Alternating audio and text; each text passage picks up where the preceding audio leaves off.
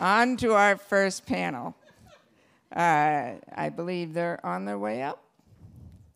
Our first panel today will be, we will hear from 3 individuals who have Stargardt, and they will share their stories and their experiences. The panel will be moderated by Kira Baldonado, and I'm very happy to introduce her. Kira is the Vice President of Public Health and Policy at Prevent Blindness. So handing it off to you, Kira. Thank you.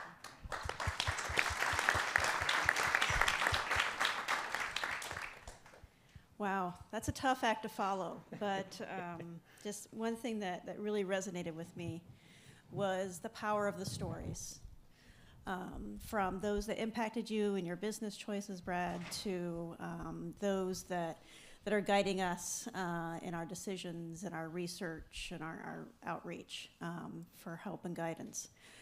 Stories are powerful, so I'm really honored to be here with this panel of individuals who are amazing individuals, but also happen to be individuals with Stargardts. I want to take a moment just to provide the Prevent Blindness perspective. We're proud to be a partner in this first-of-a-kind event in the U.S. Thank you to those in the room and those online for joining us here today. Prevent Blindness is a proud partner. We are a nonprofit organization that's been around since 1908. We happen to be the second oldest voluntary nonprofit organization in the United States. And our mission then to now remains to prevent blindness and preserve sight. And we do that through 3 key approaches: education, helping those with conditions understand what they have and how to find guidance and resources to get them to that next step in their journey, to educating the public so they can be more engaged in the life of individuals who are facing different conditions, and helping to raise awareness among the community.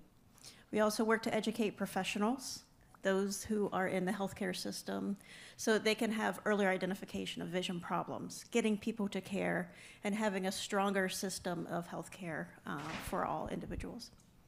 We also advocate for policy change. That is how we were established as an organization, to advocate for access to care. And that really is our central issue as an organization. We advocate for policies that lead to better access to care, that lead to better accessibility within the workplace, within the community. And we advocate for changes that help to identify vision problems and hope to get people to care before they do lose their vision. And finally, the one that has really touched me most personally in the 20 years I've been with the organization is that we work to empower. We work to empower individuals and systems of care through making sure that vision and eye health is a part of what's happening in all of healthcare, that vision health is considered in education, and that vision health is considered as a part of the workplace and the economy.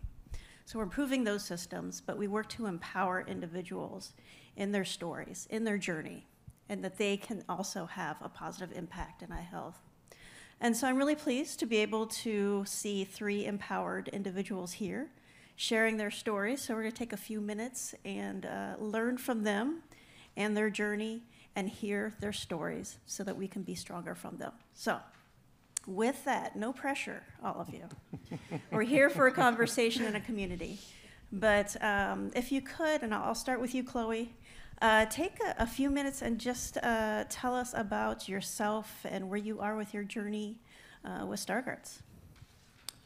So I am a legally blind artist, historian, and curator based in Denver, Colorado, originally from Louisiana, as you can tell by my twang. But I was diagnosed about 6 years ago. I literally went in for a routine eye exam, and I have been the kid that always had huge Coke bottle glasses, the ones that are hideous with bifocals. So that was my existence, my journey, my identity. But I noticed some fuzziness of vision, and I expressed that to the doctor on the phone. So when I got there, I was expecting to take just a basic test. My doctor wasn't there. There was a guest doctor there. But therein lies the opportunity. So many times in life, what we expect is not what we receive. And what I received was a visiting doctor that diagnosed me on the spot and then sent me to a specialist. I was in my late 30s with a 3-year-old, and my husband and I literally had to make the conscious decision to lean in, because the last thing that doctor told me was, I would advise you to seek a therapist. There'll be a lot of challenges. Apply for disability and ride this thing out. 38. So I determined that I was not going to ride this thing out, that I was going to lean in, and that I was going to show up every day until the curtain closed, and then adapt and find a new plan. We got this diagnosis 2 weeks before we were scheduled to move from Louisiana to Denver, where we knew only 2 people and had no network. My mother begged us to stay, and she said, "You know no one. What are you going to do? Are you serious? You have a home here, you have a family?" I said, as a person of faith, I believe there's nowhere I can go where I won't be supported if I move in integrity, and I have to do this. I've worked for the past 25 years supporting other people's visions, but I have to lean into my own practice, my own vision, and elevate my art. That was literally 6 years ago. Every year since we moved to Denver, our art business has made national and international history. I am the only woman of color navigating disability to have public art in Rhino Art District in historic downtown Five Points community. It's the Holding Hope mural that I created with my dear friend, half-deaf artist Valerie Rose. A year later, I was commissioned to create the nation's first accessible, visually accessible I Voted sticker that still stands by the Denver Elections Division. And I'm poised this year to make history again in a few months. And I think sometimes when I speak to people, they see me as someone losing vision and they instantly feel sorry for me. And I tell them, there's no room to feel sorry. You wake up, you show up, right? Some days are tough, but therein lies an opportunity for you to go the distance. We all have something. So that's how we approach our business. That's how we approach raising our 7-year-old daughter. And when I was diagnosed, my greatest fear was that I wouldn't be able to see her grow up as a parent. But I now know that my work is not just to bring people together around accessibility and community and elevate the importance of this. It's also to create a living record for our small daughter and a time when I won't be able to actually share that with her. So that's how I view this. I view this, Brad, as an opportunity. It doesn't mean it's not tough, but I'm just so happy to be here in this beautiful moment with you all, sharing this time. Thank you, Chloe.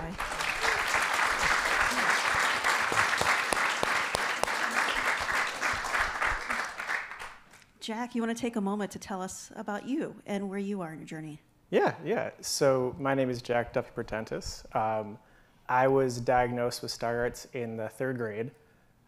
Sort of some of the backstory behind that is I used to be a big sports player, basketball, baseball, soccer. In the 1st grade, pop fly came to me that would have been easy and landed right next to me. So that moment, my parents knew that something was amiss. So similar to Brad's story, 2 years of testing later and a doctor saying, "Stop lying on the eye chart. I know you can see, you just want glasses." I was diagnosed with Stargardt, so actually didn't just want glasses, I couldn't see it. But actually the first thing that I said when they first told me was, "Thank God I'm not dumb." Because I could do science, I could do math, but reading and writing I was just falling behind, and it was frustrating as a child to not know why you couldn't do something. But now that I had this diagnosis, it had a name, and I said, okay, well there we go, it's got a name, so now I can just move forward with my life. I always kind of had this mantra of I can do anything anybody else can. I just have to make my own path. So, to that end, I attended Worcester Polytechnic Institute, got my mechanical engineering degree, was actually the first blind or visually impaired person to graduate from there in their history since 1832 is when they were founded. To that kind of end of making my own path, I've now started my own company. I am the founder and CEO of one of the world's first fully electric jet ski companies called eSki. So, yeah. Amazing.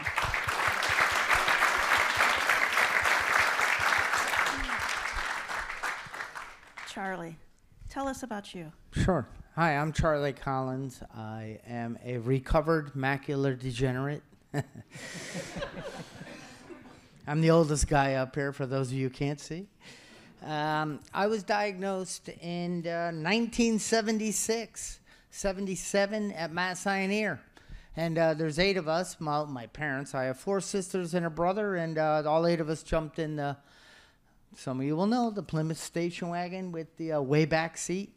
And back in the day when you used to drop the rear window and no catalytic converter and the exhaust came right back in the car. My mom was sucking on a Pall Mall. My dad was hitting a pipe, tobacco pipe. And here we are going to get, what the heck is wrong with our children? They can't see. They're falling behind. And we were diagnosed with juvenile macular degeneration. I don't know if Stargardt's was a word back then. At least it wasn't around here.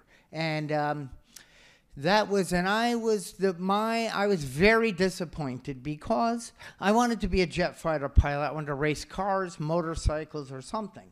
I wanted to go fast. And the doctors weren't able to help us, like we're hearing. We went for a year and a half every quarter to Mass Ioneer as a whole family. I loved it. I got out of school. But they tested us all day long, and it was torture. But I did not get a pair of glasses. I didn't get a pill. I didn't get this is what you got to do to get away from this. No. In a few short years, I was declared legally blind. So I got a certificate from the state of Connecticut where I live that said, hey, buddy, Charles J. Collins, you are now declared legally blind. I already thought I was a loser. Now I knew my whole state knew. And I was not going to hang that next to my Farrah Fawcett poster. No, thank you. What are you laughing at? Anyway, I was the type that would rather be dumb than blind. I was the one that gave up. I was the one that was angry. I was pissed off. You know, I was the guy that blamed everything outside of me. I complained. I rationalized.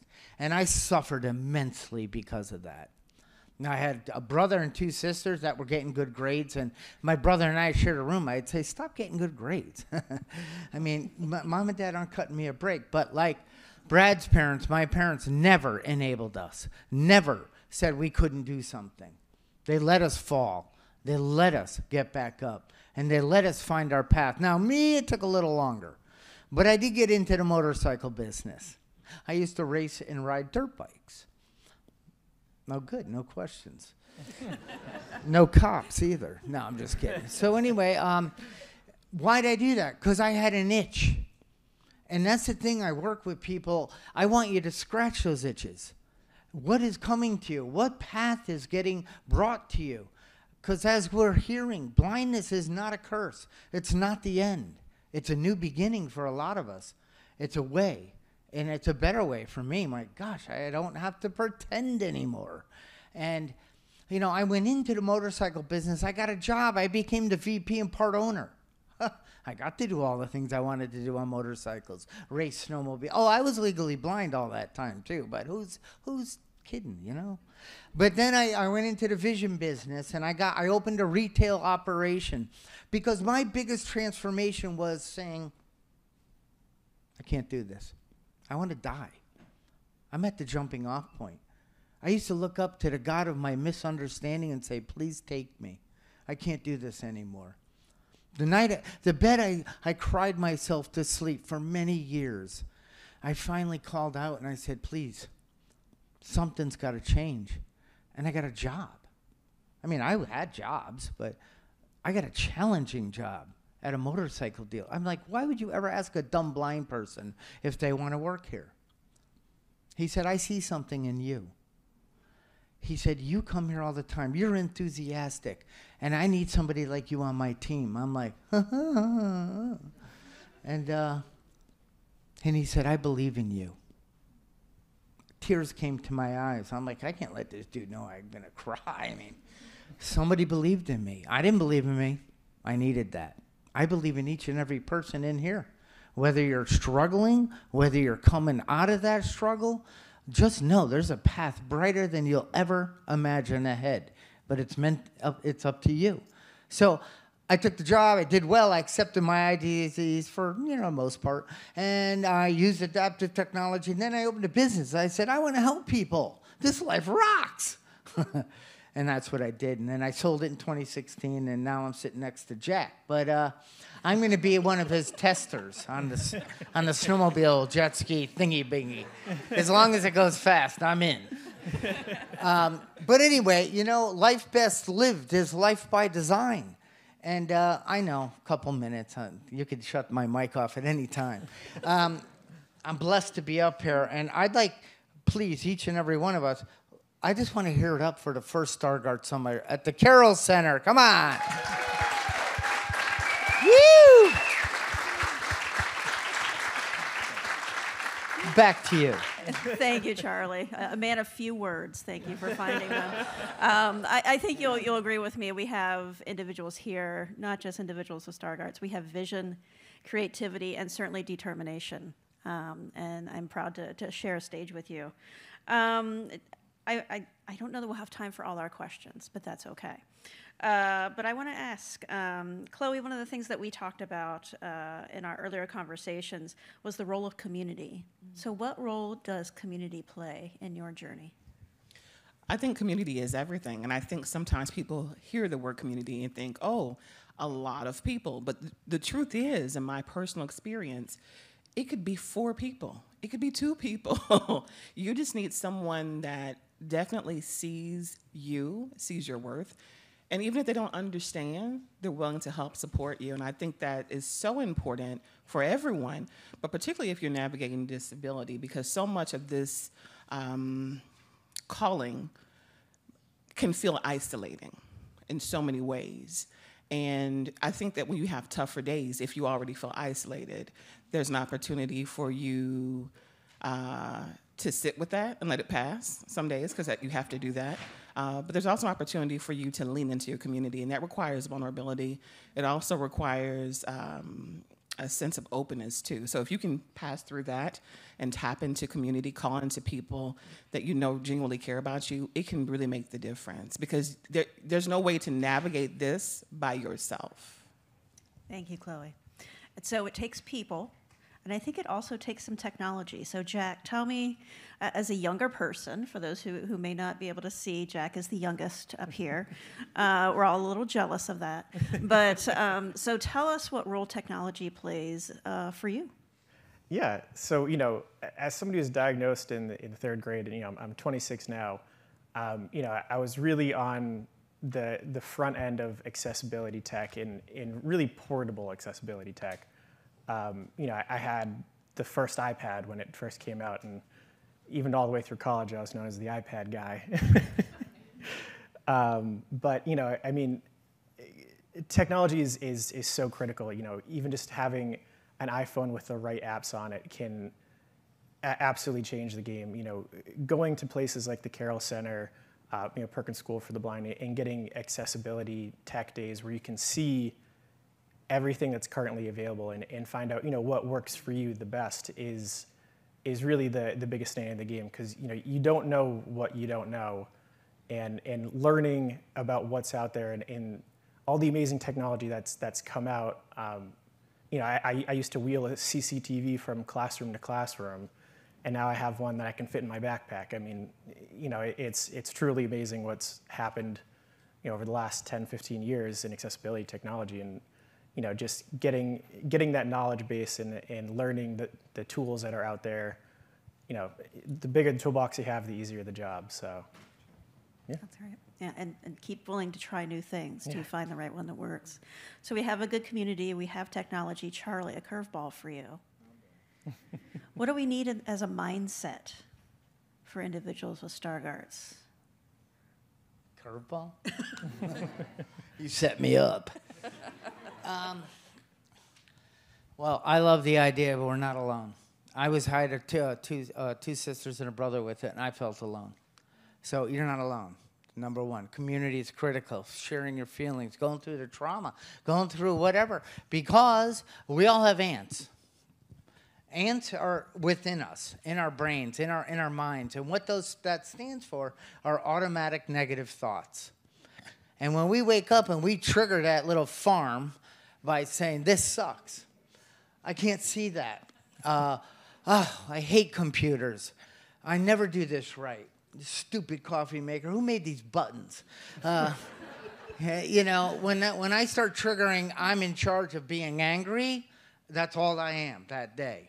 But I have the power to choose how I think, how I behave, and the images I hold for my day and those around me. That's the only power I have.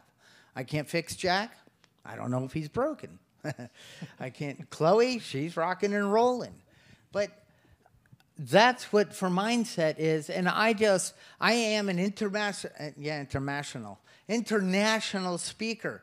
When I was in high school, I took an F every time I had to do an oral report. I wouldn't dare stand in front of a crowd. Now, of course, I can't see you. That helps. But anyway, I can feel you. But I wouldn't dare stand out. I wouldn't step out of my private little prison I had formed. I'm now an international speaker, best-selling author, a creative mind. I have something to offer this planet. God, and I'm going to do it. Regardless, blindness should never hold you back. I start a talk out and I go, blindness sucks. Is that true? Because that is all it is. And I'll ask one thing because I know I got to give up my microphone. What is the number one cause of blindness? Anyone have an idea? Holler it out. Cortical vision impairment. Diabetes. Macular. Those are all good answers. They're all wrong. Oh, someone's getting closer. Must be Sam. Kind of knows me. The number one cause of blindness is thinking. Thank you.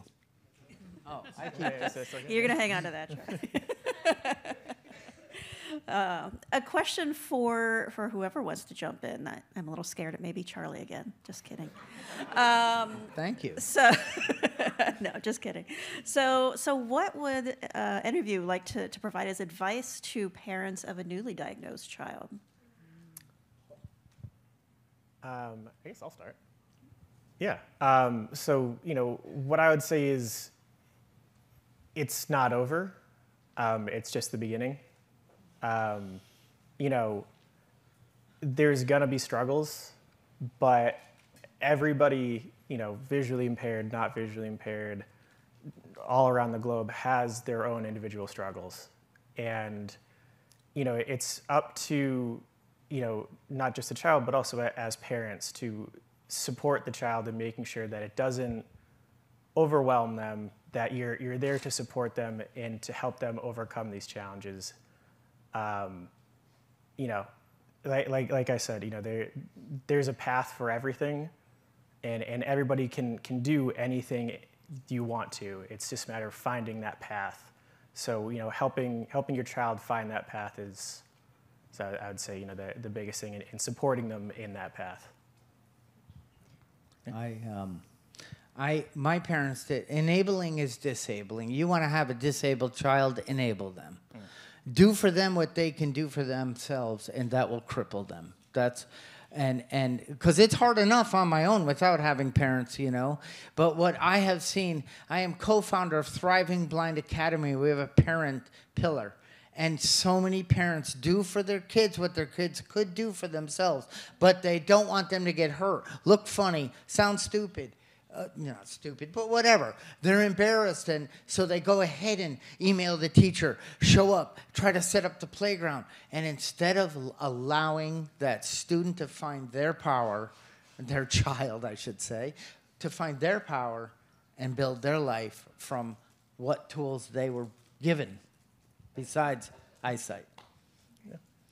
Chloe, anything to add?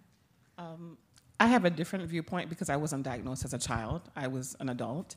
But I am, with my husband, raising a 7-year-old daughter. She was 3 when I was diagnosed, give or take. So I would say if for people on the other side, when I first was diagnosed, I really struggled with the guilt of being diagnosed because I did not want my child to grow up in that space. And it was a very real sense of fear for me as a mother. because one of the counselors that came to assess me said, you have to take responsibility for this. You can't have your child help you and do everything for you. And I said, why would you say that? We've just met. She said, because I see so many people who make this their child's responsibility, and it accelerates the growth of the children. So I left that session with this overwhelming sense of, this has to be different. And then in the weeks that followed, I really kind of decided that this would be an opportunity for me to increase the capacity of my child. So now when we go places, my husband is in front of me, and he'll count the steps so I know how many steps are there. And I recognized last year, my daughter started doing the very same thing. Mommy, 3 steps. Mommy, curb cut. Mommy, hold my hand. Mommy, this is yellow. Mommy, this is red. And it first brought tears to my eyes of sadness, because this is how she is growing up. But because we travel the country and we're around people who are navigating disability and those who are not, and persons of all backgrounds and colors, it blessed me to know that my challenge is now my superpower, to quote my 7-year-old who loves superheroes. But also, my girl is gonna be so much stronger and so much braver because her mommy is losing her vision, and because we are choosing to approach it in that way. And that gives me great joy. That's powerful.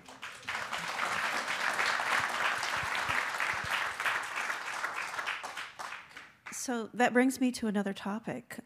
We may have individuals here in the room or online who this may be their first exposure to Stargardts, or they don't know about the condition, but they may encounter individuals in a workplace or a community, or speaking one-to-one. What can you tell individuals in those types of settings how to best work with you, support you, be with you, if they're new to this condition? I feel like looking for an answer. Yes, Charlie. Jack, go. I first want to say, I have been thinking about designing a T-shirt that says, "Who made these buttons for Charlie?" So, if that comes to your home in a few weeks, this was the reason.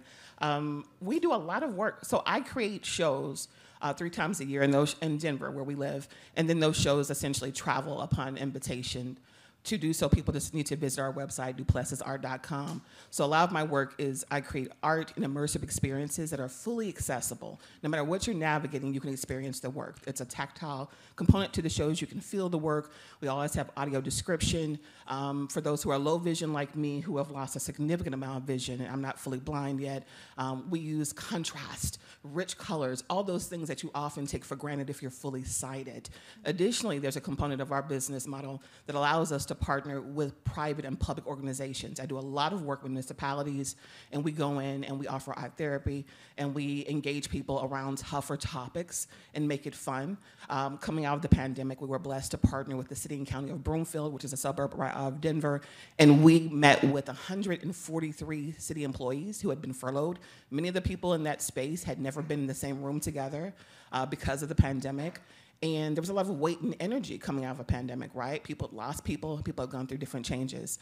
So one of the great things about that partnership was we came in to talk about angst, social anxiety, social justice, and the pandemic, and then we were able to create 143 pieces of art collage that are still on display in that city. So that's one of the ways that we engage with organizations through the arts to promote accessibility. That's great. Any other responses in our last couple of minutes here? Well, could you restate the question? So how can you help individuals who may not be exposed to Stargardts be aware of how the condition impacts vision, and you may encounter them in a workplace or in the community or church? How can you help to provide them with tools or approaches to become empowered around individuals with Stargardt? All right, so I'm just going to say, first things first is you're worth it. And believe it's possible, believe in yourself. Don't be afraid to ask for help.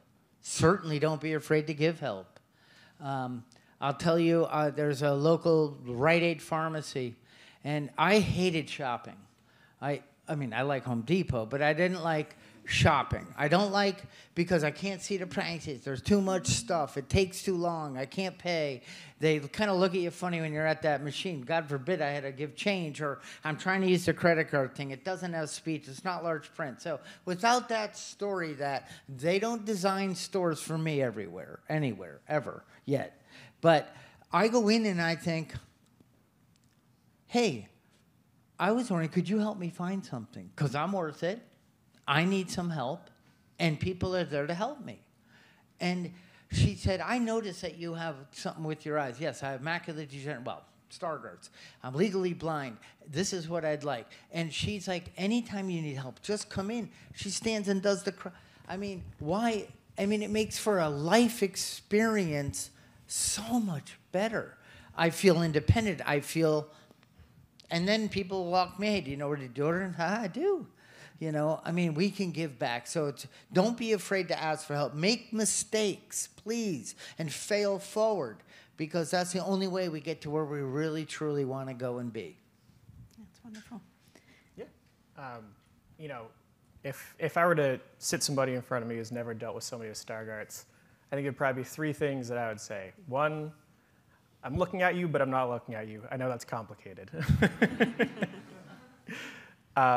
Two, if I ask for help, then I need help. If I'm not asking for help, then I don't need help. And three, this is maybe just a mass hole thing. If I ask, can you please read the menu?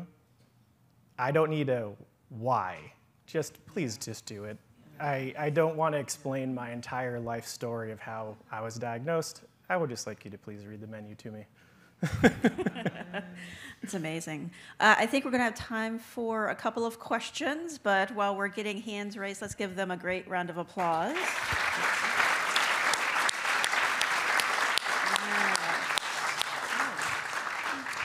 Oh, I did have one thing to say. Sure. If you are in a position to hire someone navigating a disability, specifically a visual impairment, please consider doing so. Not just because we're extraordinary, right? But also because it helps for you to build a stronger practice, organization, culture by having persons in place in space too, possibly one day, who have visual impairment. Specifically now in the state of Colorado, they just passed legislation about a year or so ago that requires all public spaces, online, kiosks, and information stations to be accessible to the visually impaired. Colorado is the first state, to my knowledge, in the country to pass that. So what that means is by July 1st, all of those user experiences have to be accessible, right? How do you best do that? You engage people who are visually impaired to test, to support, to provide feedback. So there's a tremendous opportunity to do so moving forward for persons in those positions of authority. Great, thank you. Any questions for our fabulous panelists? Oh, we've got one down here.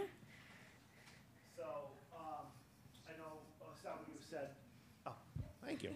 So I know several you had said that, like the grade you were diagnosed. I'd be curious of the year, and I was also curious if any of you've ever drove, and if so, what time did you have to stop driving? I was diagnosed in 1976. I drove illegally a little bit. This is an honest group. Not surprised.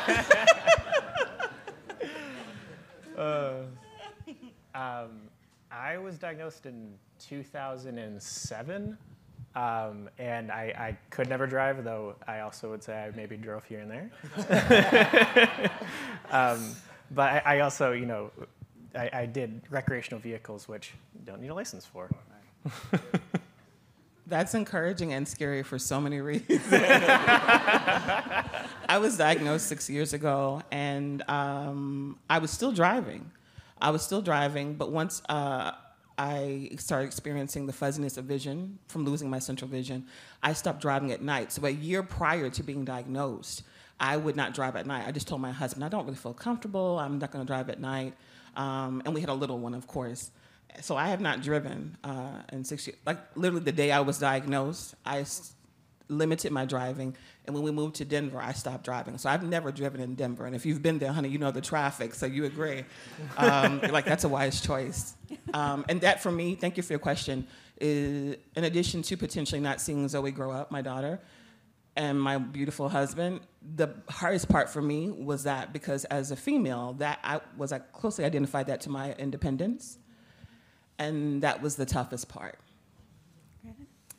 More questions? Yes, we actually have some questions from the online chat. So the first one is there anything you wish you had gotten from the medical field that you didn't when you were diagnosed or at any point since your diagnosis? Yes, and yes, and yes, and everything. Yeah, like a cure, maybe. But no, I think.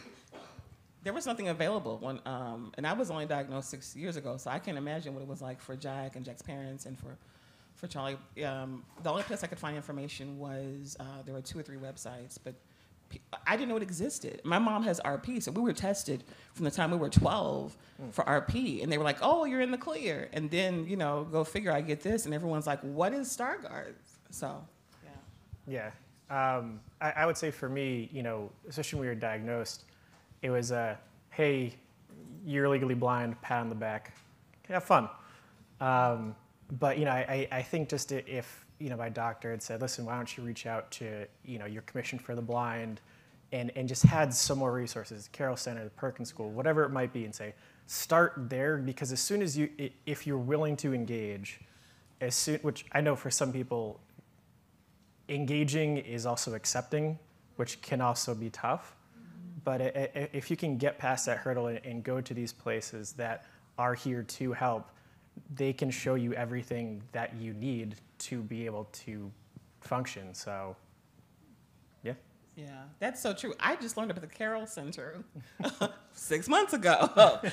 So what you're saying is so true, but then it harkens back to the power of community. Yeah. All right, I think that was the last of our questions. Oh, do we have Are another? there any in-person questions? You can raise your hand and I'm going to come to you. We'll be here all night. Yeah. So just another question I would have is professionally, what were you doing with when you had your disease? Were you working professionally, and then have you transitioned or done something else? Because I know for myself, I was someone with Stargardt's. I ended up doing an entrepreneurship where I just basically created my own business because I felt like it'd be very difficult to work. And I was diagnosed pretty early in the 90s, before ADA. But I'm kind of curious of what you guys have done professionally and whether you're still working in a professional atmosphere or if you're working like on your own. I guess I started out as a salesman. I mean, I built tennis courts. I worked in the ski industry, but I started out as a salesman. But the only reason I was successful is because I used a CCTV, I used a dark reading pen, I used lighting and handheld magnifiers as optical magnification.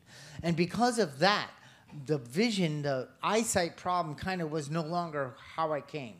Who I came from. I just came from a guy that wanted to help people in my store.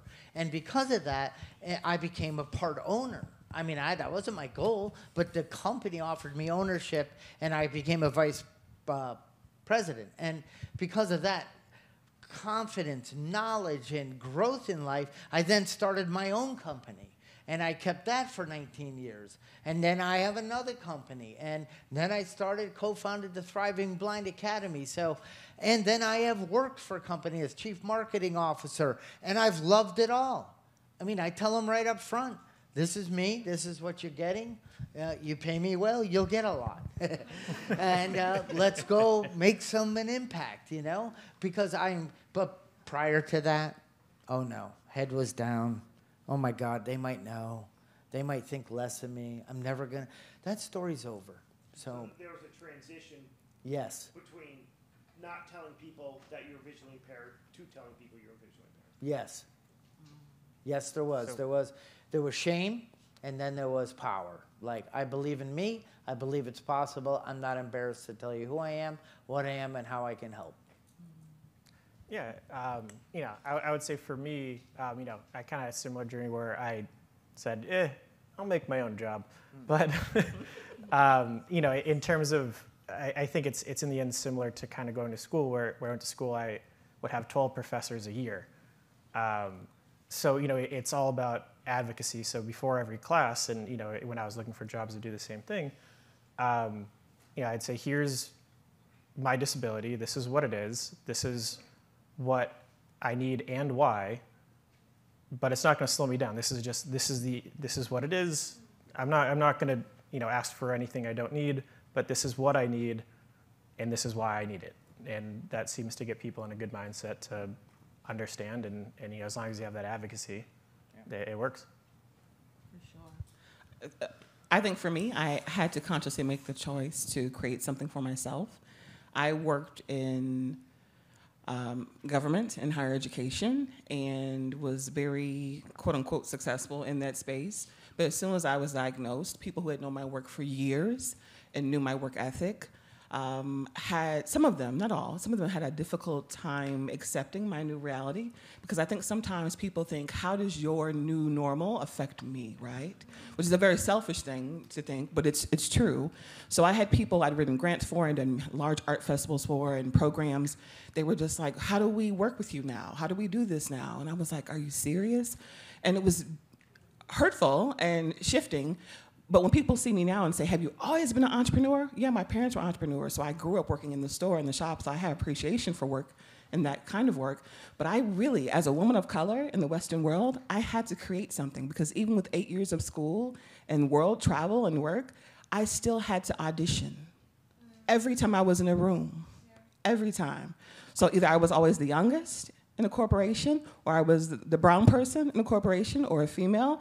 So I think that those things, those layers, prepared me to navigate disability and embrace it. And I haven't looked back. So the circumstances around it may have been tough, but now that I'm on the other side, I love to partner with people, but I love working and building something for myself and my family. Beautiful. Well, Charlie, Jack, Chloe, thank you for your vulnerability today and sharing your stories up until today, but also a strong vision for each of you for tomorrow. So I applaud all you do. One more round of applause for our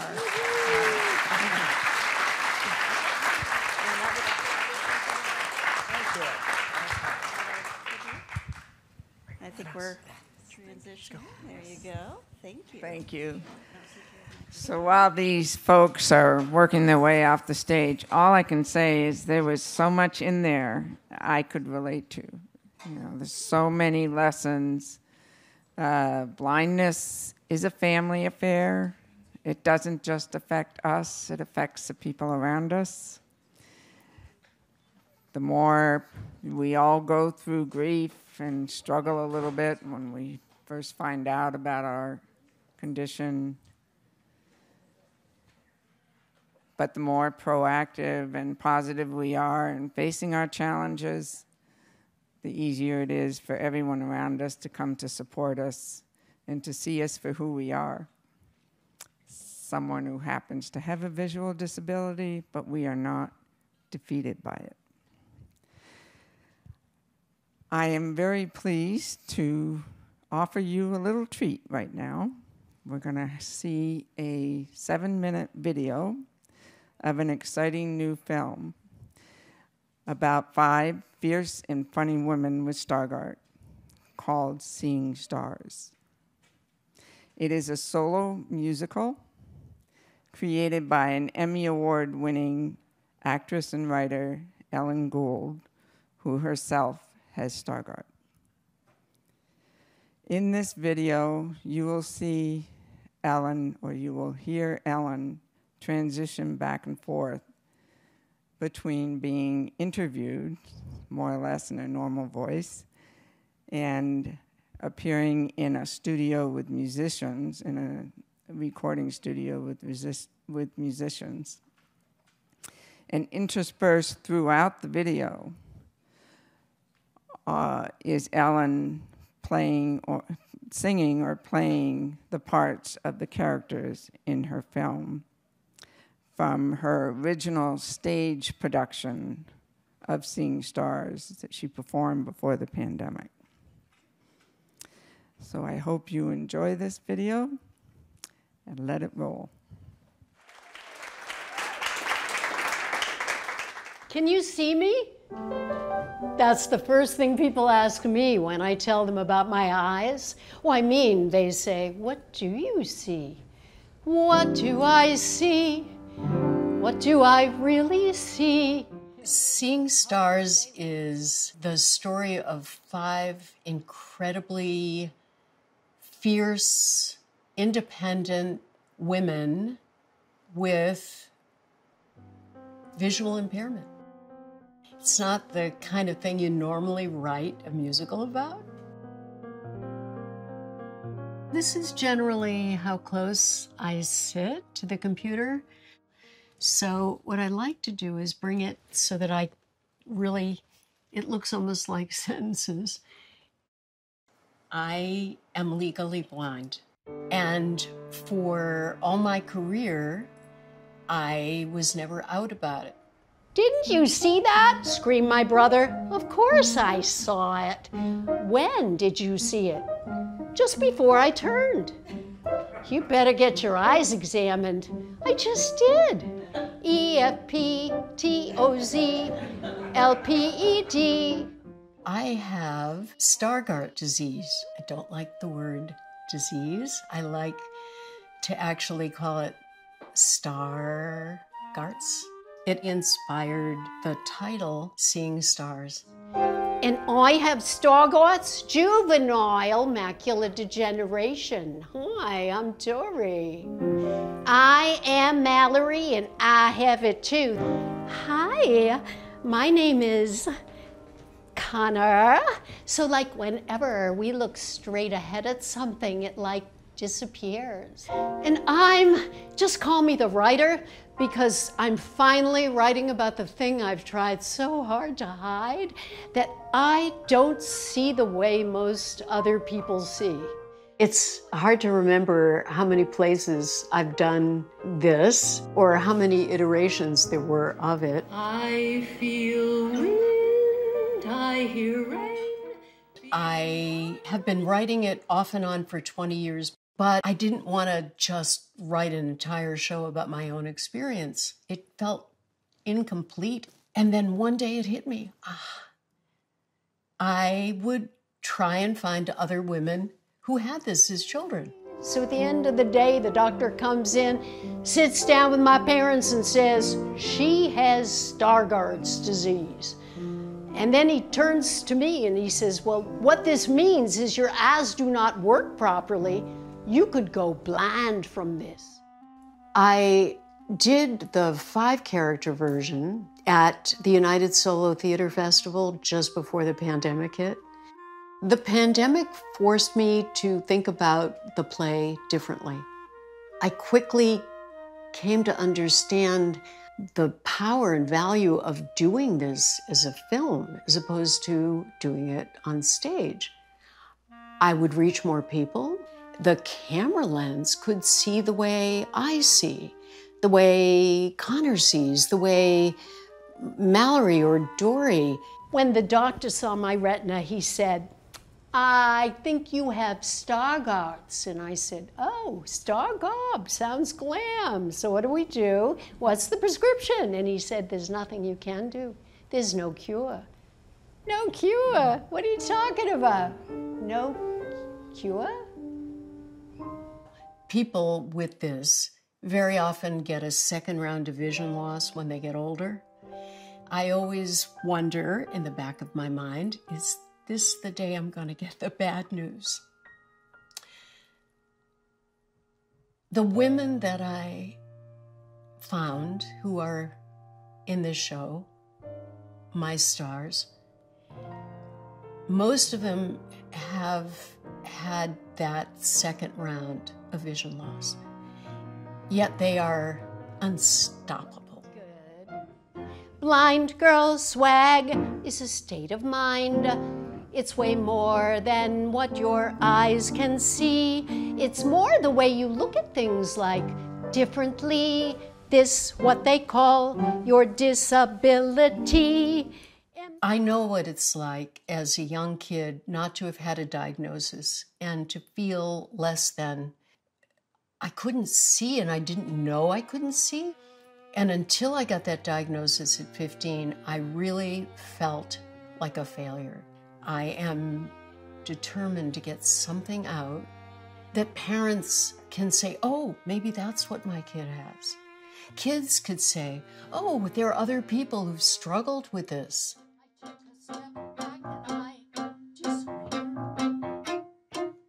Phase 1 for the film is now complete. That is the sound recording. Yeah, okay. I have a wondrous musical director, Bob Goldstone. He's done the orchestrations with incredible attention and love. I've been working with a wonderful recording engineer, Matthias Winter. The musicians have been coming in now. Oh my God, they're magical. They're some of the best studio musicians floating around New York.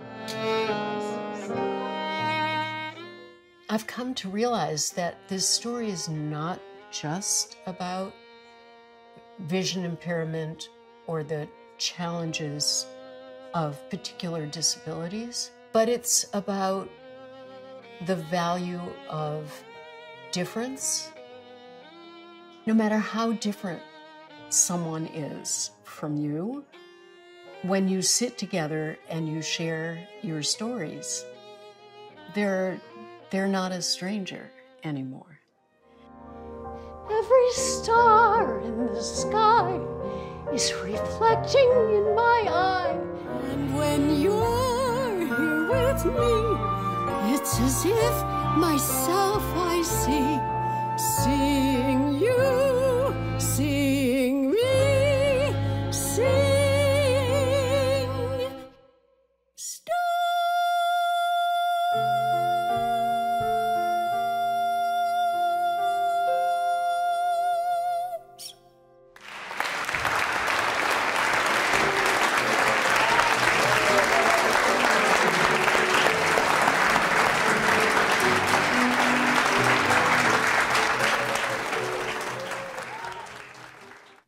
I wanted to add that the film is currently under production. We hope it will be released in 2025, and it is being targeted for distribution to PBS, Public Broadcasting System, stations all across the country. And I, for one, can't wait to see the final film.